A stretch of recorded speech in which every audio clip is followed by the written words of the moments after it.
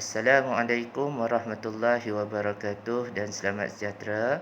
Jadi hari ini kita akan sambung pelajaran kita tajuk ubahan, iaitu ubahan langsung, di mana kelas yang lepas kita dah belajar pengenalan tentang ubahan langsung. Jadi hari ini kita akan tengok contoh dan juga sedikit latihan ya. Dalam kehidupan seharian, kita sering berdepan dengan situasi yang melibatkan hubungan perubahan kuantiti. Contohnya, jarak perjalanan dengan tambang. Jumlah faedah yang diperolehi mengikut tempoh masa dengan kadar faedah tertentu dan lain-lain. Okey, di sini ada dua situasi. Kita lihat situasi yang pertama, luas dinding dan jumlah cat yang akan digunakan. Jadi yang kuantiti yang pertama luas dinding, kuantiti yang kedua adalah cat yang digunakan. Jadi kita tengok bila luas dinding itu meningkat, biasanya cat pun akan bertambah meningkat. Okey, situasi kedua, semakkan kerja guru untuk kertas soalan mengikut bilangan pelajar. Okey, bilangan pelajar bertambah, jadi masa semakkan juga akan bertambah.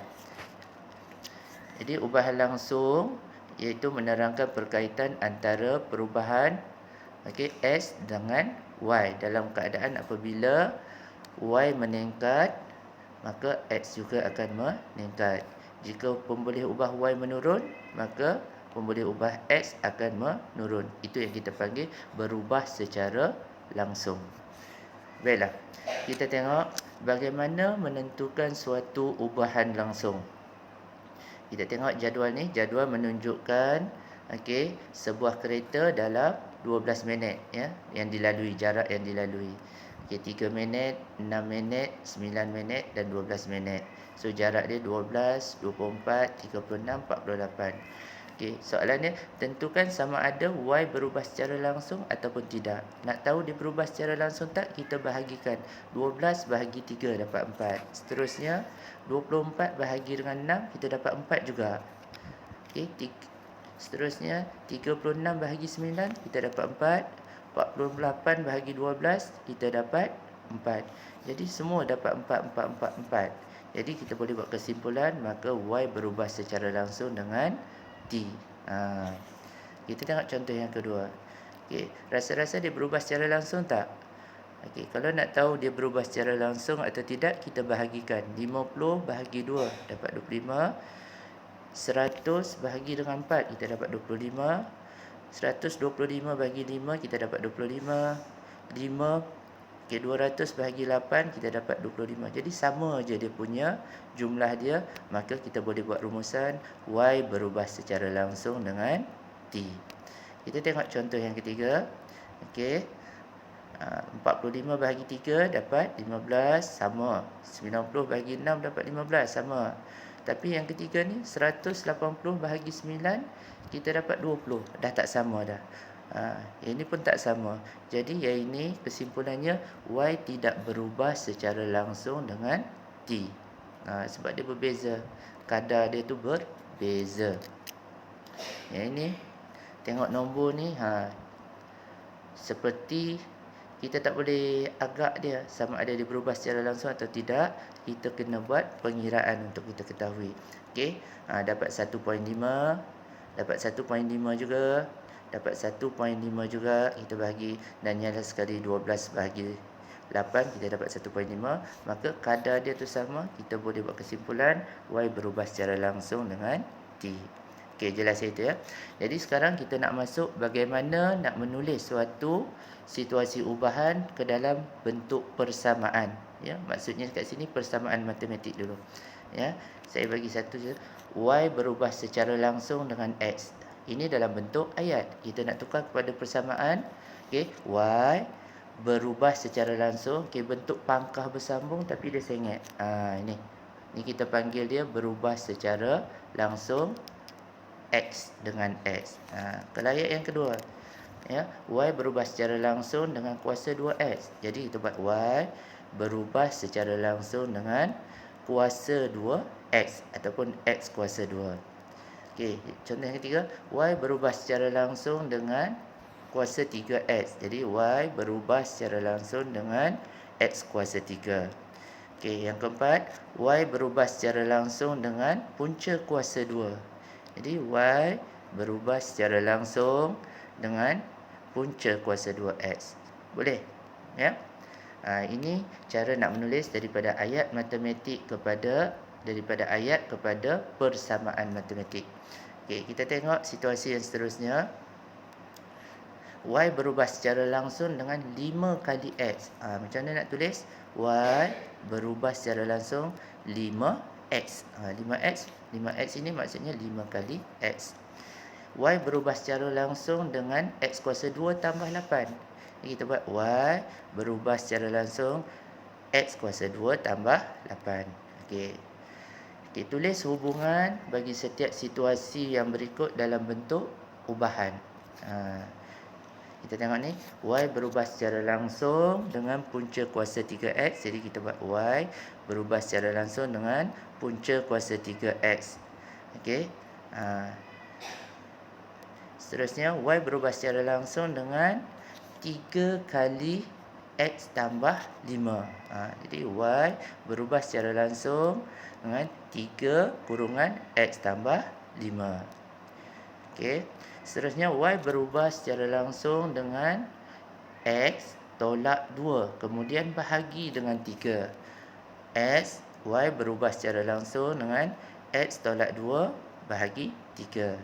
Daripada bentuk ayat, kita tukar dia kepada persamaan matematik dalam bentuk ubahan. Ya. Jadi kita tengok yang seterusnya. Y berubah secara langsung dengan kuasa 2X. Ni Y berubah secara langsung dengan X kuasa 2. Okey, Y berubah secara langsung dengan punca kuasa 3X. Y berubah secara langsung dengan punca kuasa 3X. Dan yang terakhir, Y berubah secara langsung dengan X tambah dengan 10. Y berubah secara langsung dengan X tambah 10. Okey, ini dalam bentuk persamaan ubahan lah. Okey, kita pergi yang seterusnya. Kita masuk lagi mendalam. Isi padu V, simbol dia V. Sebuah kubus berubah secara langsung dengan kuasa 3 sisinya E. Maksudnya kita guna simbol je V dengan E. Okey, jadi kita tulis E berubah secara langsung dengan E kuasa 3. Okey, betul tak persamaan ini? Di sini ada kesilapan ya. Kat mana? Sepatutnya di sini kita tulis V berubah secara langsung dengan E kuasa 3. Jadi jangan tengok itu, kita tengok ni. Ini salah. Sepatutnya V. Okey, kena alert kat sini. Okey, yang seterusnya kita tengok. Semakin bertambah penyertaan P, maka semakin tinggi hasil kutipan amal Q sempena jagatan sihat. Jadi kita ambil simbol P dengan Q. Jadi kita tulis ini P berubah secara langsung dengan Q. Seterusnya kita tengok penyelesaian masalah ya. Penyelesaian soalan melibatkan ubahan langsung. Kita nak selesaikan. Okey, yang pertama sekali kita tengok step 1. Tulis ayat ni ya, diberi P berubah secara langsung dengan Q ni ke dalam persamaan ubahan. Jadi kita tulis P berubah secara langsung dengan Q. Okey, dah betul. Daripada persamaan ni kita pergi pada step yang kedua, tulis kepersamaan sama dengan. Ini dia tulis berubah secara langsung ataupun bergada terus simbol dia. Jadi kita tukar kepada sama dengan. Bila kita tukar sama dengan, kita buang simbol ni, kita gantikan dengan sama dengan, tapi kita kena tambah K pemala dia. Ya, kita kena tambah K pemala dia. Okey, jadi P sama dengan KQ. Jadi kita pergi step yang ketiga. Ya, gantikan ya, bila gantikan dengan K. Kita pergi step yang ketiga, gantikan nilai P dan Q untuk cari pemala K. Okey, sini ada P sama dengan KQ. Jadi kita nak cari nilai K. Nak cari nilai K, kita kena ada nilai P dan juga nilai Q. Mana nak cari nilai P dan Q? Ada dalam soalan. Ni nilai Q, ni nilai P. Gantikan nilai P ni dengan nilai Q ni ke dalam persamaan ni. Nanti kita selesaikan, kita dapat K. Pemala dia. K ni adalah pemala dia. Okey. Jadi kita selesaikan, masukkan 36 sama dengan K 12. Selesaikan, jadi kita dapat K sama dengan 3. Dah dapat K sama dengan 3 ni, kita pergi step seterusnya, gantikan K3 ni ke dalam persamaan asal dia yang ini. Ya, persamaan asalnya ni. Jadi kita dapat, kita tulis semula, kita dapat P sama dengan 3Q. Okey, inilah adalah persamaan yang kita nak. Di mana saya panggil dia sebagai formula lah. Kalau kita ada formula, kita boleh selesaikan semua masalah. Ya, kita ada formula, kita boleh selesaikan semua masalah. Okey. P sama dengan 3Q. Dia punya formula dia. Okey, kita tengok seterusnya. Okey. Tadi persamaan dia P sama dengan 3Q. Dia suruh soalan B, hitung nilai P bila Q 18. Jadi kita masukkan saja dalam persamaan tadi. Okey, P sama dengan 3Q kan tadi. Gantikan Q ni dengan 18, maka kita dapat nilai P dia. P sama dengan 54. Bila Q 18, P kita dapat 54. Ni datang mana persamaan ni? Persamaan ni yang tadi kita dapat P sama dengan 3Q.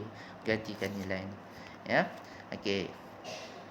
Seterusnya, kita tengok hitung nilai Q bila P sama dengan 300. Guna formula persamaan yang asal ni, gantikan pula P dengan 300.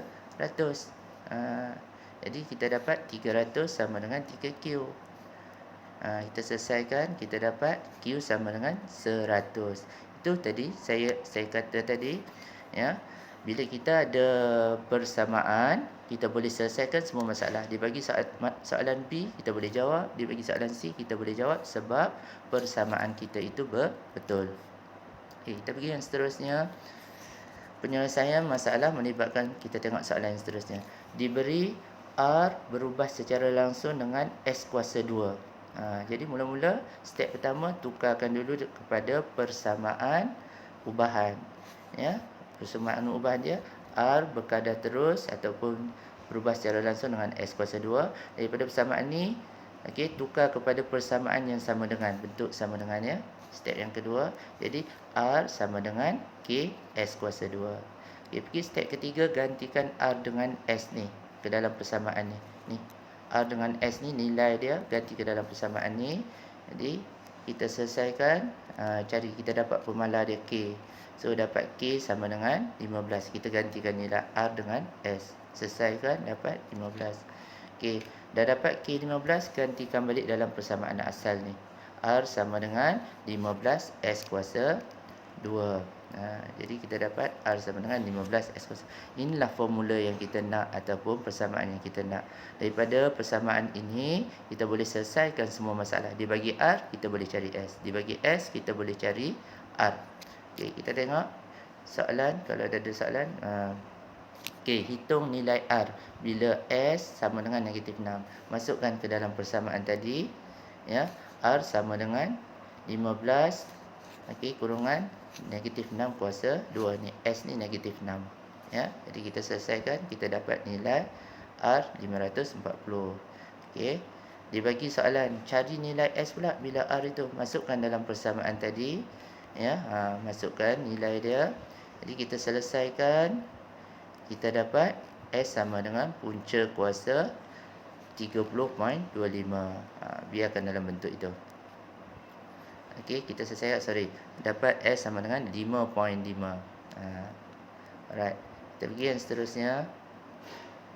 Okey, ingat balik apa step yang perlu ada. Mula-mula tukar kepada persamaan ubahan, lepas tu tukar kepada persamaan sama dengan, lepas tu cari nilai K, ya. Nak cari nilai K. Dah dapat nilai K, okey, masukkan balik, ya. Tulis persamaan. Okey, yang keempat, tulis semula persamaan, gantikan nilai K. Okey, masukkan, ya. Dan step kelima, ganti nilai di step 4. Boleh. Ni step dia. Mula-mula kena buat step 1, step 2, lepas tu cari nilai K, gantikan nilai K, lepas tu dapat persamaan yang kita nak yang sempurna, lepas tu baru gantikan. Okey. Okey, jom cuba latihan. Okay, soalan 1, soalan 2, soalan 3. Ni soalan 1. Ya, mula-mula dia nak ungkapkan W dalam sebutan V. Okey, tukar tadi. Dah tukar, cari nilai K. Sebab apa? Gantikan nilai ni dalam nilai K, lepas tu baru cari nilai ni. Sama juga dengan yang ini. Ungkapkan dulu, dah dapat ungkapkan, cari nilai K dia pemalar. Okey, kalau macam ni dia guna simbol K, ada 2 K. Yang ini pandai-pandai lah. Ini K besar, yang pemalar adalah K kecil. Yang kita selesaikan. Soalan 3. Okay, kita tengok penyelesaian dia. Okey, semak dan beri markah. Okey, diberi W berubah secara langsung dengan punca kuasa 2V. Okey, kita buat persamaan dia. Tu jadi macam ni. W berkadar terus dengan V punca kuasa 2. So, tukar kepada persamaan sama dengan tambah K kat sini. Lepas tu, gantikan nilai V dengan W ke dalam persamaan ni. So, kita selesaikan. Kita dapat nilai K 0.6. Gantikan 0.6 dalam nilai persamaan ni. Jadi ni, kita dapat persamaan umum dia lah yang kita nak. So, daripada persamaan ni, kita boleh jawab soalan B dia. Ya, okey, itu 1 markah, ni 1 markah lah dalam penandaan. Soalan B, cari nilai V, kita masukkan dalam persamaan, maka kita dapat 1 markah kat sini. Ya, sini 1 markah. Okey, boleh cari nilai C pula, dibagi W, masukkan dalam persamaan. Ya, yang pentingnya adalah dekat sini, yang utama pentingnya persamaan ni kena betul dulu. Jika persamaan kita salah, maka nilai B dan C ni pun akan salah. Okey, kita pergi tengok soalan yang kedua. Okey, diberi K berubah secara langsung dengan M. Di mana M, okey. So kita buat persamaan dia, K berubah secara langsung dengan M. So sini sepatutnya simbol M kan, tapi ini dia dah tukar terus. Jadi K sama dengan K, ni M tadi digantikan. So apa perlu buat? Gantikan nilai dia. Okey, K dengan L ni ke dalam ni. Jadi kita selesaikan, dapat nilai K yang kecil ni pemalar dia, dan kita gantikan ke dalam persamaan yang asal ini. Jadi bila kita selesaikan, dia bagi mana-mana, kita boleh jawab soalan B. Cari nilai L, gantikan L dia. Sini ya, L dia. Jadi kita boleh selesaikan. K sama dengan negatif 190. Okey, dia bagi nilai KK sama dengan 25. Cari nilai M. So kita boleh masukkan, gantikan, dapat M sama dengan negatif 15. Okey, soalan yang ketiga, contoh yang ketiga. Diberi F berubah secara langsung dengan G tambah 9. Jadi kita buat, okey, F berubah secara langsung G tambah 9. Jadi tukar kepada persamaan sama dengan, kita dapat macam ni. Okey, gantikan nilai yang ada ni untuk kita cari nilai K. Selesaikan, dapat nilai K 4/9. Okey, dah dapat K 4/9, gantikan dalam persamaan sama dengan ni. Jadi kita dapat persamaan yang kita nak untuk selesaikan masalah. Okey, so kita pergi seterusnya. Dibagi nilai G, kita boleh cari F. Gantikan nilai dia ke dalam persamaan yang asal yang bawah ni. Ya, kita dapat F sama dengan negatif 16. Okey, diberi F sama dengan 13/1/3. Okey, gantikan kat sini. Dan kita selesaikan dia, dapat G sama dengan 21. Okey, boleh faham ya setakat ni? Jika tak faham, boleh ulang video, tengok balik, mungkin boleh pause. Okey, kita tengok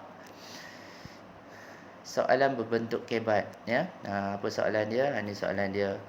Dalam satu seminar percontohan akhir, jika kutipan yuran Y di unjur berubah secara langsung dengan bilangan peserta. Jadi Y berkadar langsung dengan P. Okey, itu dia punya, itu dia persamaan, itu dia perubahan langsung. Jika penyertaan maksimum adalah 450 orang, jumlah kutipan yuran adalah 36. Ni dia dah bagi dah ni. Jadi kita buat hitung kadar RM yuran penyertaan seminar itu, soalan dia. Jika jumlah penyertaan itu ialah ni 415, hitung jumlah kerugian yang ditanggung bagi seminar berkapasiti 450. Okey, ni soalan kebat. Kita tengok penyelesaian dia. Okey, kita tengok yang pertama. Okey, Y berkadar langsung dengan P.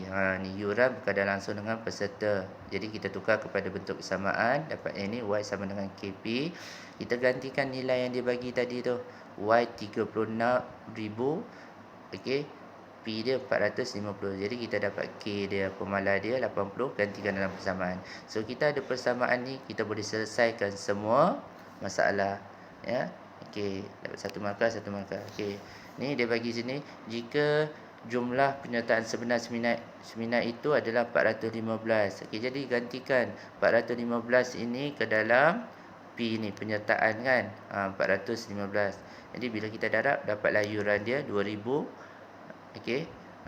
Okey, dia kata hitung jumlah Y dia, kita dapat 33,200. Hitung jumlah kerugian yang ditanggung bagi seminar berkapasiti 450 orang itu. Penyelesaian dia 36,000 tolak dengan 33,200. So, dapat yang ini. Ya, boleh tengok balik soalan chat. Ya. Okey, kerugian dia berapa? 2,800.